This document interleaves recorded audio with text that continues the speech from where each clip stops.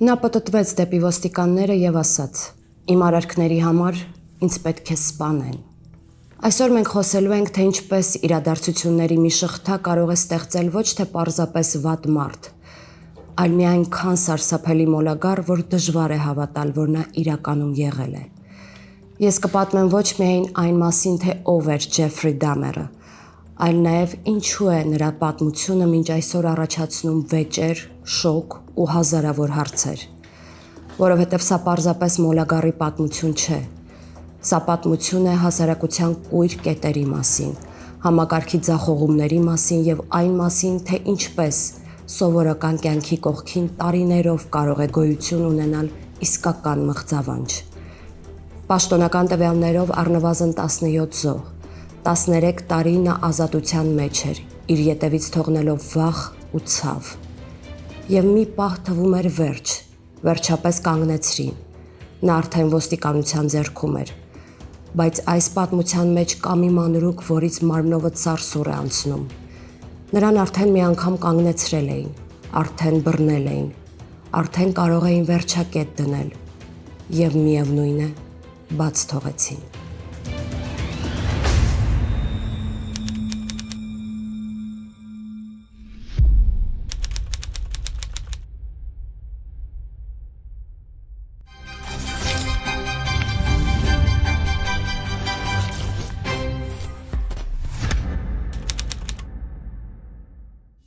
«1991 թվական, մայիսի 27, Միլվոքի, Վիսկոնսին նահանգ։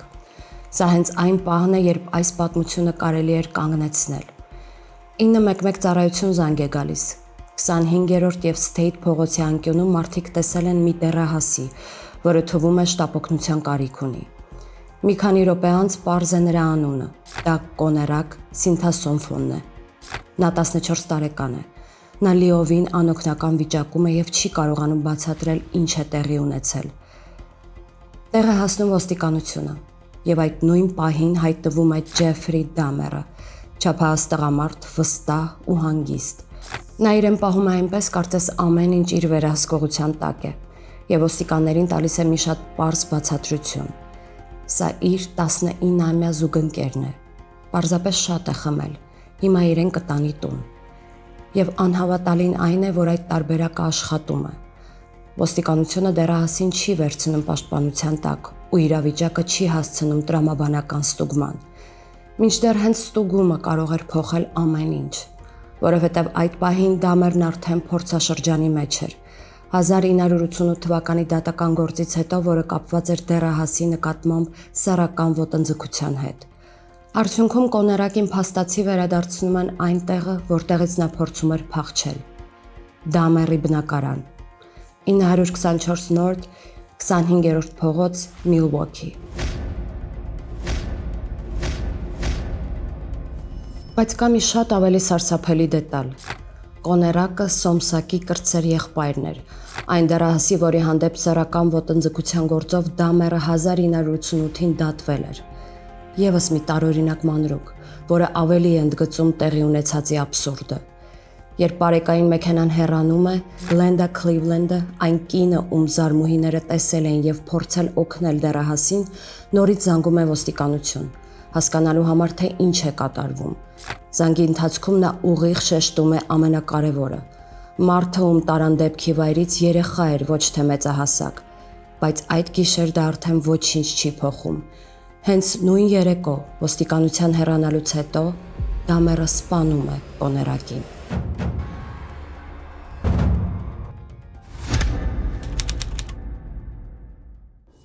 Ջեֆրի Լայոնել Դամերը ծնվել է 1960 թվականի մայիսի 21-ին,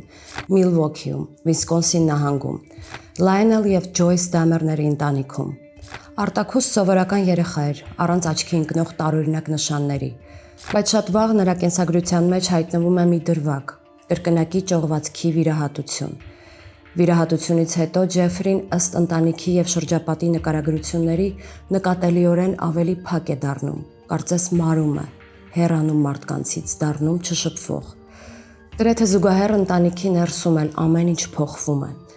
Տանը լարվածությունը աճում է, ծնողները հաճախ են վիճում, մթնոլորտը դառնում է անկայուն։ Հայրը ավելի շատ կենտրոնանում է աշխատանքի վրա, իսկ մայրը, ինչպես տարբեր աղբյուրներում է նկարագրվում, պայքարում էր դեպրեսիայի դեմ, բժշկական հսկողությամբ եւ դեղորայքի միջոցով։ Եվ երեխան սկսում է ապրել այն զգացողությամբ, որ հենարան չկա։ 1960-ականների վերջում ընտանիքում ծնվում է երկրորդ երեխան՝ Ջեֆրիի փոքր եղբայրը՝ Դեյվիդը։ Սա նույնպես կարևոր մանրուք է։ Ընտանիքի ուշադրությունն օրինաչափ կերպով տեղափոխվում է դեպի փոքրը, իսկ մեծը էլ ավելի է փակվում իր մեջ։ Միաժամանակ ընտանիքը տեղափոխվում է Վիսկոնսինից Օհայո։ Երեխայի համար նման տեղափոխությունները միշտ սթրես են՝ նոր տուն, նոր դպրոց, նոր միջավայր եւ այլ զգացումներ։ Որպեսզի շեղեն Ջեֆրիին եւ գոնե ինչ-որ կերպ հեշտացնեն հարմարվելը, նրան նվիրում են շուն՝ Ֆրիքսի անունով։ Դպրոցում Ջեֆրին թվում է լուռ եւ ամաչկոտ։ Երբեմն տարօրինակ վարք է դրսևորում, կարծես փորձում է ցանկացած գնով ուշադրություն գրավել, բայց դրա արդյունքը նույնն էր։ Նա միևնույն է մնում էր մեկուսացած։ Ուսուցիչներն ու համադասարանցիները հետագայում հիշում էին նրան որպես երեխա, որը հիմնականում հեռու էր բոլորից եւ կարծես սովոր էր լինել միայնակ։ Բայց ամենաանհանգստացնողը նրա միայնությունը չէր, այլ այն, որ ուրիշների ցավը նրա մեջ նույն արձագանքը չէր առաջացնում, ինչը մյուսների մոտ, կարծես կարեկցանքը նրա մեջ անջատված լիներ։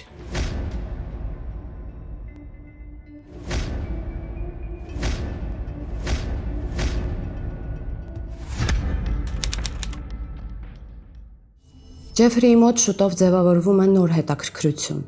Նա սկսում է հավաքել միջատներ եւ պահել մահացած միջատներին քիմիական նյութերով լի տարաների մեջ։ Ժամանակի հետ այդ հետաքրքրությունը աճում է։ Նա սկսում է հոր հետ գնալ ձկնորսության եւ որսված ձկներին մաքրելու գործընթացը վստահված էր նրան։ Որոշ ժամանակ անց նա սկսում է հետաքրքրություն ցուցաբերել տոքսիդերմիայի ուղղությամբ։ Նա ճամփեզրերին գտնում է մեքենաների հարվածից վնասված կենդանիներ, տանում է տուն, մաշկահանում, կտրում, շոշափում ներքին օրգանները։ Սա արդեն կենսաբանություն չէր։ Սա մի արարողություն էր, որտեղ իր համար կարևորը հենց գործողությունն էր։ Երբեմն նա դա անում է հոր հետ, եւ միգուցե հենց դրա պատճառով է, որ նրա մոտ ջնջվում է սահմանը նորմալի եւ աննորմալի միջև։ Մի պահ հարց է առաջանում, իսկ եթե ամեն ինչ այլ կերպ ընթանար, եթե այս հետաքրքրությունը դառնար բժշկություն, անատոմիա, հետազոտություն, սակայն նրա հոգեբանությունն այլ ուղղությամբ է գնում։ Բռնության ու սպանության մասին առաջին մտքերը նրա մոտ հայտնվում են մոտավորապես 14-ից 15 տարեկանում։ Հենց այդ տարիքում է սկսում նաև օգտագործել ալկոհոլ, եւ ոչ թե պարզապես փորձել, ինչպես շատ դեռահասներ այդ ժամանակ, այլ ալկոհոլը դառնում է իր առօրյայի մի մասը։ Նա կարող էր դպրոց գնալ արդեն խմած, խմիչք պահել իր մոտ պայուսակում, իրեն պահել այնպես, կարծես դա սովորական բան է։ Զուգահեռ նա սկսում է գիտակցել իր միասեռականությունը։ Դա 70-ականներն էին, ժամանակ, երբ դրա մասին բաց չէին խոսում։ Նա այդ գիտակցումը ճնշում է, թաքցնում ներսում, պահում որպես ամոթալի փաստ, եւ արդյունքում սեքսուալությունը նրա մեջ խառնվում է ոչ թե մտերմության ու վստահության հետ, այլ միայնության, վախի եւ վերահսկման ֆանտազիայի։ Եվ հենց այստեղ է հայտնվում առանցքային մոտիվը։ Նրա գլխում ձևավորվում է պատկեր, ճանապարհին հանդիպել գեղեցիկ երիտասարդ ճանապարհորդի, տուն տանել, պահել իր մոտ ու անել այն, ինչ ինքը կուզի։ Ոչ հարաբերություն, ոչ փոխադարձություն, այլ իշխանություն, լիակատար վերահսկում։ I wanted to keep them with me. And as my obsession grew, I was saving body parts such as skulls and skeletons. 1978 թվական, հունիսի 18, Դամերը 18 տարեկան է, նոր է ավարտել դպրոցը, տանը մենակ է ապրում։ Ծնողները բաժանվել էին, հայրը ապրում էր առանձին, մայրը փոքր եղբոր հետ տեղափոխվել էր այլ տուն։ Այդ օրը նա ճանապարհին նկատում է ավտոստոպով տեղաշարժվող երիտասարդի, Սթիվեն Հիքսին, նույնպես 18 տարեկան։ Հիքսը գնում էր ռոք փառատոնի, եւ հենց այդ պատահական հանդիպումն է Դամերի գլխում միացնում վաղուց նստած մի ֆանտազիա, անծանոթը, ճանապարհը ու մի պահ, որը կարելի էր շրջել ցանկացած ուղղությամբ։ Դամերը առաջարկում է մեքենայով տանել ու ճանապարհին տուն մտնել մի 2 շիշ գարեջուր խմելու։ Սկզբում ամեն ինչ գրեթե սովորական է թվում՝ խոսակցություն, երաժշտություն, ալկոհոլ, բայց երբ Հիքսը պատրաստվում է գնալ, աշխատում է այն նույն տրիգերը, որը հետո դառնալու է այս պատմության կրկնվող մոտիվը։ Եվ հենց այստեղ է նա անում այն քայլը, որից հետո վերադարձի ճանապարհ այլևս չկա։ Նա հարվածում է Հիքսի գլխին երկաթյա ծանրաձողով, իսկ հետո, երբ նա արդեն անշարժ է, խեղդամահ է անում նրան։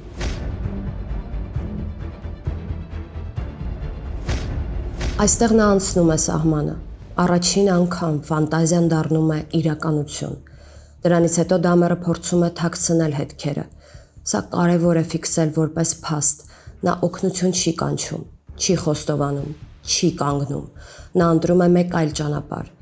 Տարիներ անց հենց այս սպանությունն է պաշտոնապես նշվելու որպես նրա առաջին հանցանք, այն կետը, որից սկսվեց շղթան։ Նա հասկանում է, որ կարող է սպանել, որ սա ոչ թե երևակայություն է, ոչ թե մութ ֆանտազիա, այլ իրական քայլ, որը նա արեց ու մնաց աննկատ։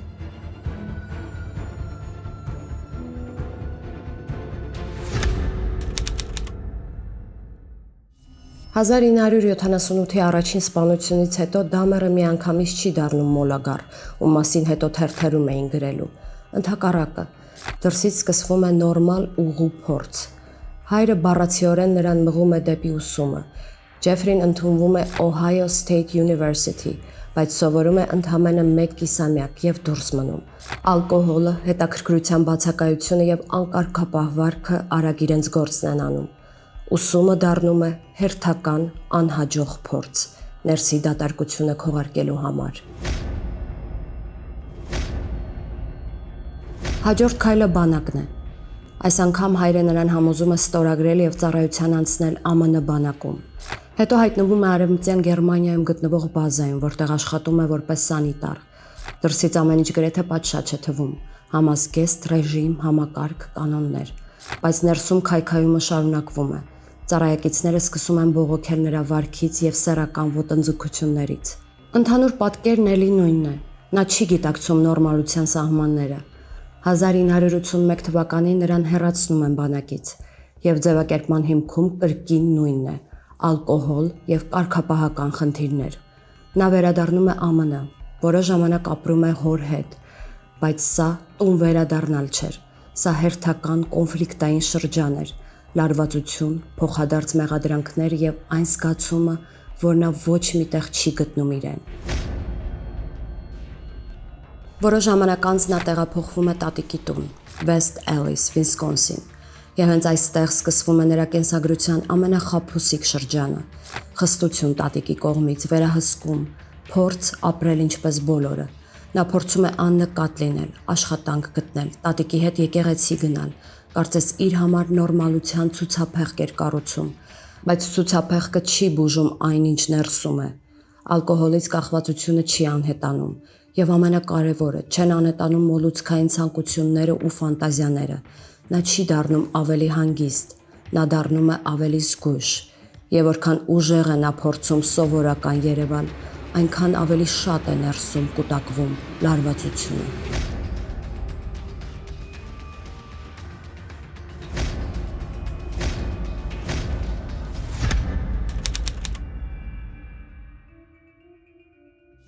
Առաջին սպանությունից հետո անցած 9 տարիների ընթացքում Դամերը դրսից փորձում էր ապրել ինչպես բոլորը, բայց ներսում ոչինչ չէր անհետացել։ 1987-ին նա նորից հայտնվում է Միլվոքիում, հենց այն միջավայրում, որտեղ հեշտ է անանուն մնալ։ Գիշերային ծանոթություններ, գեյ բարեր, արագ ծանոթություններ։ Եվ հենց այնտեղ նա վերադառնում է այն սահմանին, որը արդեն մի անգամ անցել էր։ 1987 թվականի նոյեմբերի 20-ի գիշեր, Միլվոքի։ Նա ծանոթանում է Սթիվեն Թուոմիի հետ եւ նրան տանում է Ամբասադոր հոթել։ Հետո գալիս է այն հատվածը, որն այս պատմությունը դարձնում է սարսափելի։ Առավոտյան Դամերը արթնանում է ու տեսնում է Թուոմին մահացած է։ Ավելի ուշ նա կասի, որ սպանության պահը չի հիշում, որ ալկոհոլի պատճառով կտրվել է իրականությունից, բայց ավելի կարևոր է մեկ ուրիշ բան՝ դա նրան չի կանգնեցնում։ Դա գործարկում է մոլագարի մեխանիզմը։ Խոճապի փոխարեն նա անցնում է թաքցնելու ռեժիմի։ Նա դուրս է գալիս հյուրանոցից, գնում է մեծ ճամփրուկ, ապա վերադառնում է եւ մարմինը տեղավորում ճամփրուկի մեջ։ Երբ Դամերը հյուրանոցից դուրս է բերում ծանր ճամփրուկը, որի մեջ դի էր, աշխատակիցը օգնում է նրան եւ կատակով հարցնում է. «Ինչ է, դի ես տեղափոխում»։ Իսկ Դամերը կարճ պատասխանում է. «Այո»։ Հետո նա տանում է ճամփրուկը տատիկի տուն, որտեղ նկուղում ազատվում է մարմնից, այնպես որ ամբողջական ապացույց չմնա։ Այս դրվագը վերջնականորեն ավարտում է դադարը։ Նա հասկանում է, որ կարող է ոչ միայն սպանել, այլ նաև մաքրել հետքերը։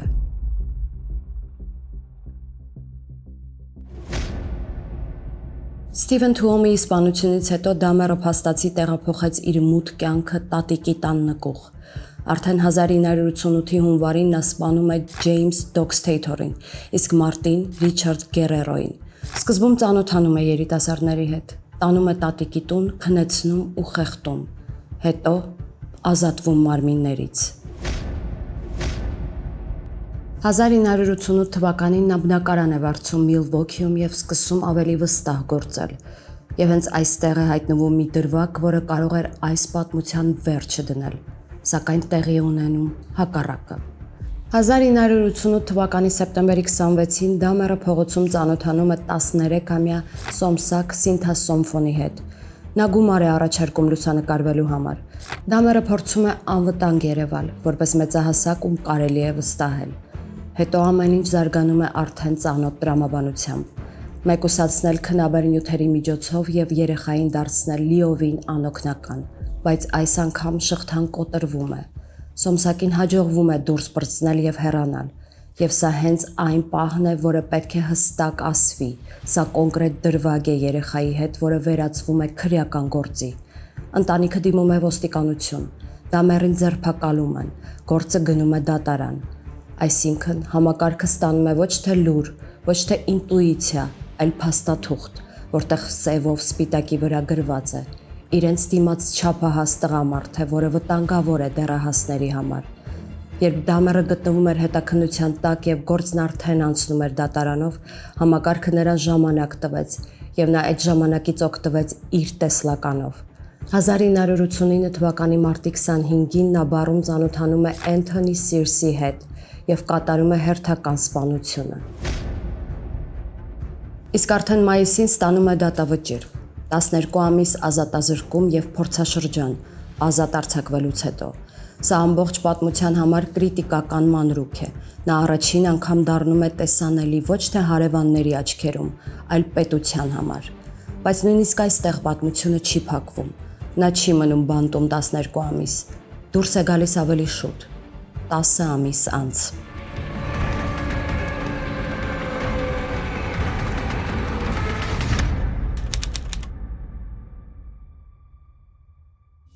Սոմսակի գործից հետո նա հստակ հասկացավ մի բան։ Նույնիսկ երբ իրեն բռնել էին ու արդեն կար պաշտոնական հանցանք, համակարգը նրան չկանգնեցրեց։ Նա նորից դուրս եկավ ազատության մեջ, վերադարձավ քաղաք ու սկսեց իր սպանությունների շղթան։ 1990 թվականի մայիսի 14-ին Դամերը փոխում է բնակարանը, տեղափոխվելով 924 նորդ 25 փողոցի իր տխրահռչակ բնակարանը։ Այս վայրը փոխում է ամեն ինչ, որովհետև հիմա նա ունի տարածք, որտեղ մենակ է, որտեղ դուռը փակվում է ներսից եւ որտեղ իրեն զգում է լիակատար տեր, այնքան որ ռիսկը սկսում է իրեն կառավարելի թվալ։ Դրսից աշխատանք, կենցաղային ռիթմ, իսկ բնակարանի ներսում սկսվում է մղձավանջ։ Դամերը անցնում է ավելի խիստ ու ավելի սարսափելի տեմպի։ Ռեյմոնդ Սմիթ, հետո Էդվարդ Սմիթ, Էրնեստ Միլլեր, Դեվիդ Թոմաս։ Նրա մեթոդը դառնում է գրեթե ավտոմատ։ Ծանոթություն, խոստում, խմիչք, գիտակցության անջատում, խեղդում։ Իսկ հետո սկսվում է մեխանիզմի երկրորդ մասը, թե ինչպես անել, որ մարդը անհետանա առանց հետքի։ Նա ավելի հաճախ է փորձում հետքերը վերացնել հենց բնակարանում, որպեսզի մարմնից հետք չմնա որպես ապացույց։ Երբ մարմին չկա եւ դեպքի հստակ վայր չկա, ամեն ինչ ոստիկանության համար թվում է պարզապես անհետացում։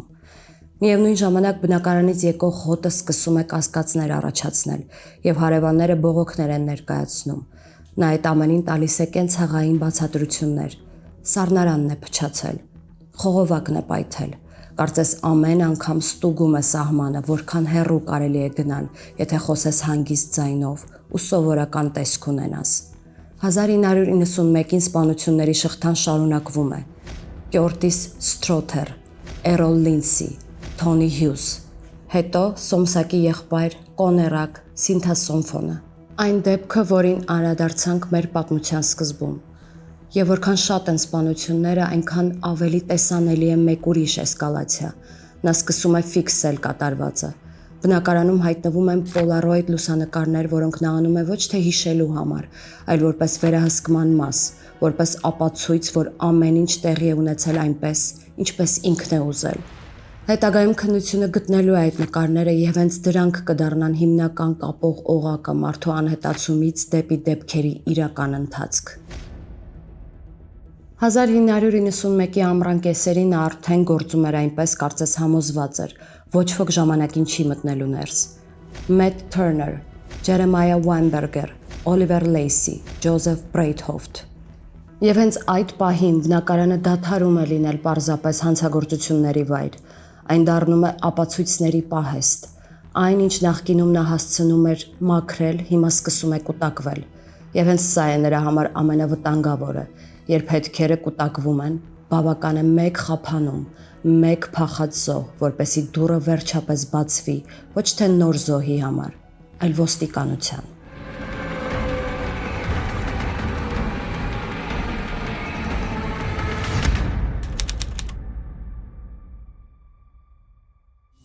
Այս պատմության մեջ անունները շատ են։ Դրանք հաճախ հնչում են ցուցակով, որպես չոր թվեր ու փաստեր, բայց կա մի դրվագ, որը առանձնանում է ընդհանուր շարքից։ Դա Թոնի Հյուզի պատմությունն է։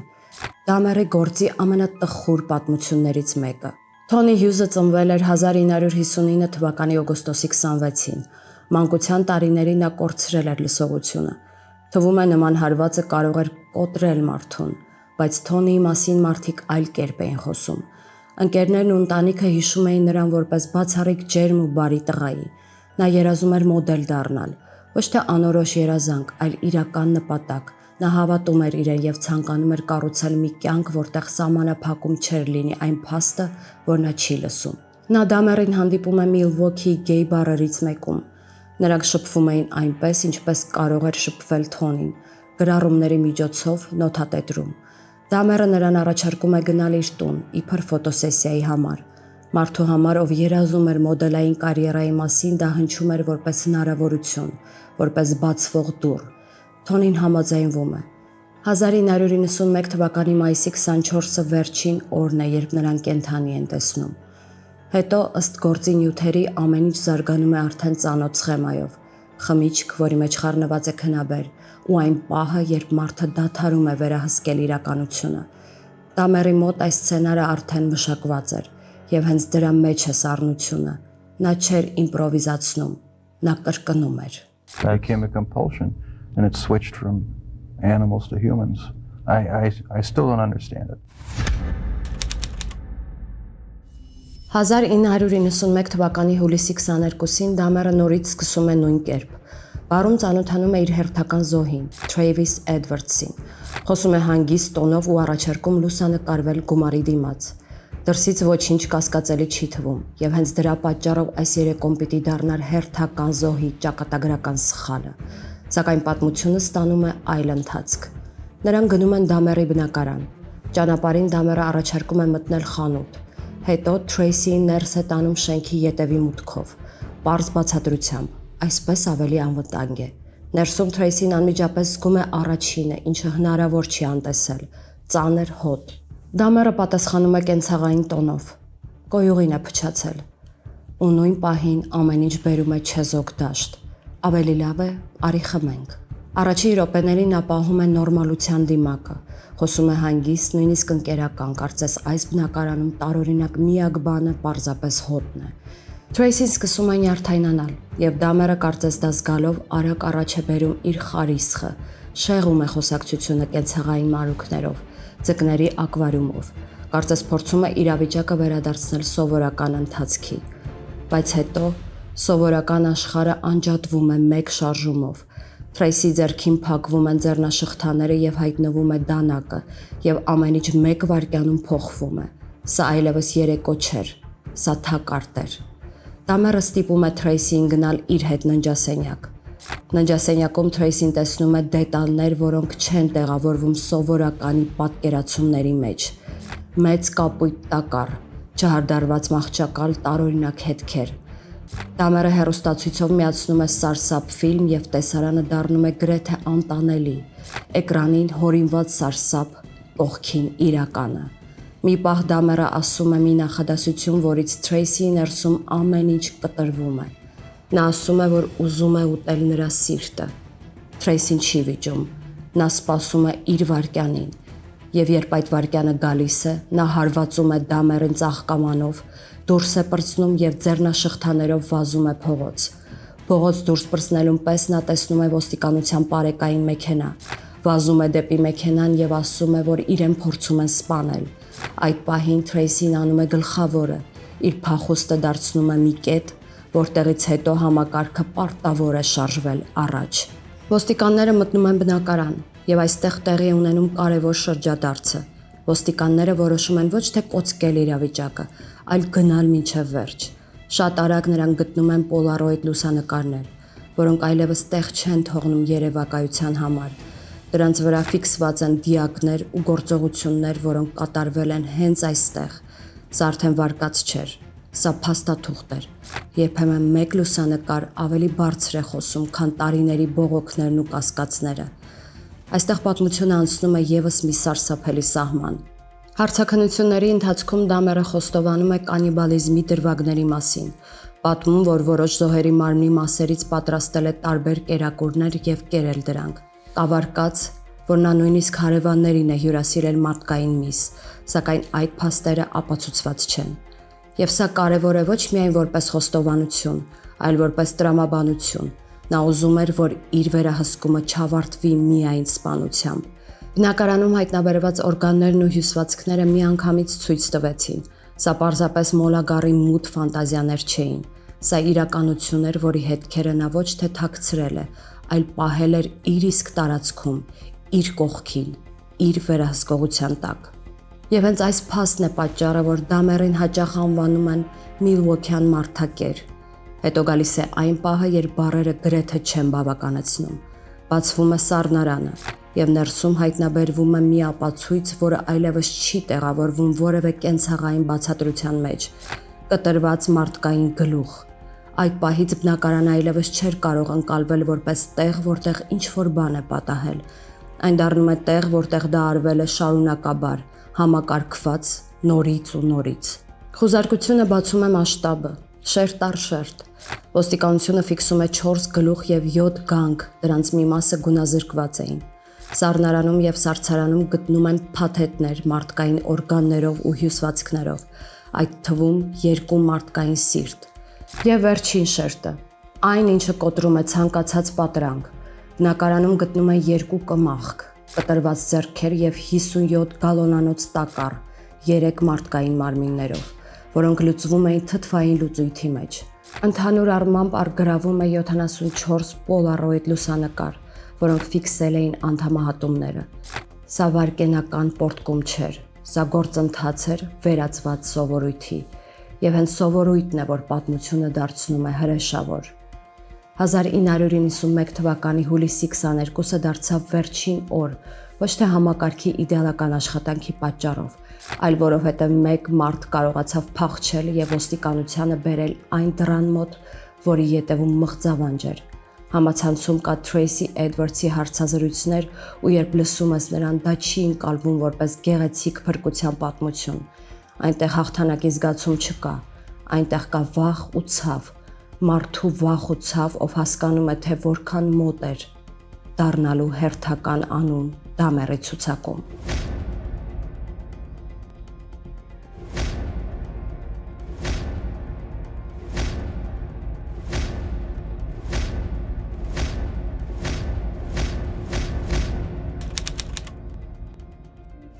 «1992 թվականի փետրվարի 17-ին դատարանը այս պատմության մեջ դնում է իրավական վերջակետը։ Ջեֆրի Դամերը ստանում է 15 ցմահ ազատազրկում Վիսկոնսինում կատարված սպանությունների համար։ Հետո դրան ավելացվում է եւս մեկը՝ Օհայոյում 78 թվականին կատարված առաջին սպանության համար։ Ավելին հնարավոր չէ, մոլագառը փակված է ընդմիշտ, հասարակությունը կարող է շունչ քաշել, իսկ զոհերի ընտանիքները գոնե զգալ, որ արդարության ինչ-որ չափ կա։ Բանտում սկզբում նրան պահում էին խիստ ռեժիմով, փաստացի մեկուսացման մեջ, բայց հետո իր խնդրանքով նրան տեղափոխում են ավելի մոտ ընդհանուր բլոկին։ Նա ասում է, թե ուզում է մարդկանց մեջ լինել, բայց հենց այստեղ էլ երևում է նրա հակասական վարքը, դրսից նա հանգիստ ու նորմալ է թվում, իսկ ներսում անում է բաներ, որոնք մյուսներին նյարդայնացնում եւ վախեցնում են։ Նա թույլ է տալիս սադրիչ կատակներ ու վարք, որոնք կալանավորների մեջ ատելություն են առաջացնում։ Նույնիսկ բանտում նա կամ չի զգում սահմանը, կամ գիտակցաբար փորձում է անցնել այն։ Եվ դա էլ պատճառ է հանդիսանում, որ 94 թվականի նոյեմբերի 28-ի առավոտը դառնա վերջաբանը,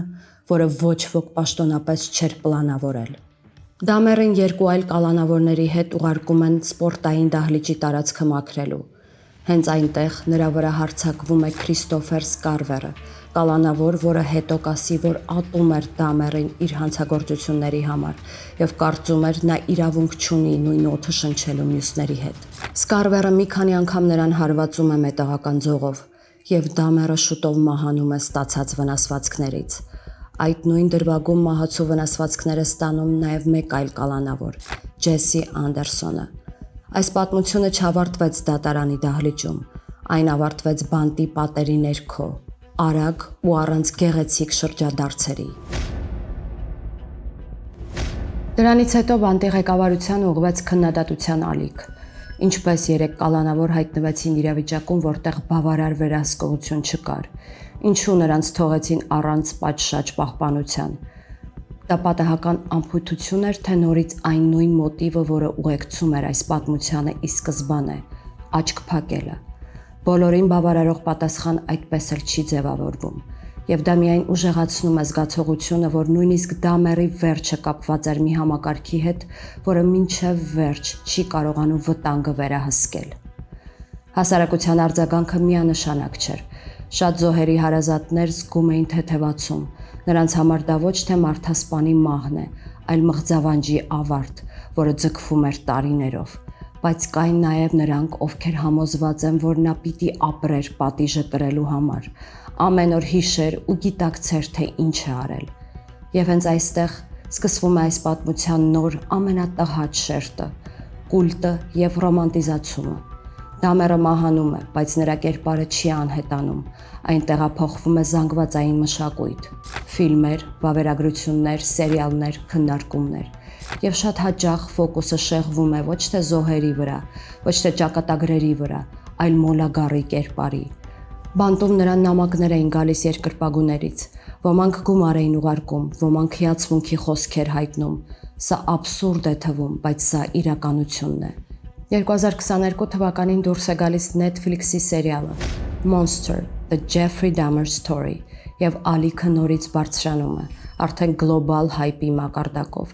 Դերասանական խարիզման փափկեցնում է պատմությունը եւ որոշ մարդիկ նույն վերաբերմունքը տարածում են հենց Դամերի վրա։ Արդյունքում հայտնվում են մերչեր, ցիտատներ եւ նույնիսկ էսթետիկա, մինչդեռ դա իրական մարդկանց մահերի պատմություն է։ Այստեղ կարևոր է լսեցնել նրանց ձայնը, ում սովորաբար չեն լսում ռեյտինգների աղմուկի տակ։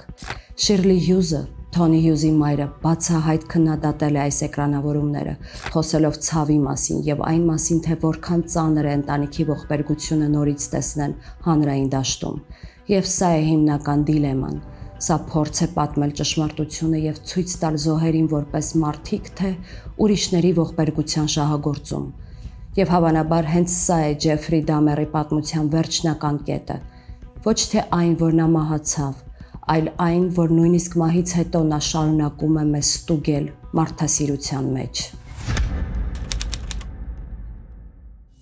Նա մահացավ, բայց այս պատմությունը նրա հետ միասին չմահացավ։ Կարելի է վերջակետ դնել թվերով ու տարեթվերով, Դամերի անփառունակ վախճանով բանտում։ Կարելի ասել, արդարությունը տեղի ունեցավ, բայց Դամերի մոտ անգամ վերջն է այնպես կառուցված, որ թողնում է չավարտվածության դառը զգացում։ որովհետև դատարանն ու բանտը պատժի մասին են, իսկ հասարակության հիշողությունը ընտրության։ Նրա մահից հետո զոհերի ընտանիքները զգացին թեթևություն, ասես պատմությունը վերջապես լռեց։ Բայց պարադոքսն այն է, որ այդ լռությունը երկար չտևեց։ Այն վերածվեց կերպարի, սյուժեի, հետաքրքրության օբյեկտի, էկրան, դերասան, մեջբերումներ, մերճ, կոստյումներ, այս ամենը սկսում է ապրել առանձին իրական անուններից ու դեպքերից։ Եվ հենց այդ պահին ողբերգությունը դառնում է ապրանք։ Եվ վերջում ամենակարևոր հարցը դա մերի մասին չէ, այն մեր մասին է, որտեղ է սահմանը հասկանալու փորձի եւ ուրիշի ցավով զվարճանալու միջև։ Ինչ ենք անում, երբ լսում ենք նման պատմություններ։ Հիշում ենք մարդկանց, թե պարզապես նայում ենք մթության մեջ ադրենալինի համար, որովհետև չարի նկատմամբ իրական հաղթանակը ոչ թե այն է, որ նրան դատապարտեցին կամ սպանեցին, այլ այն, որ մենք նրան չթողեցինք դառնալ մասսայական կուլտուրայի մաս։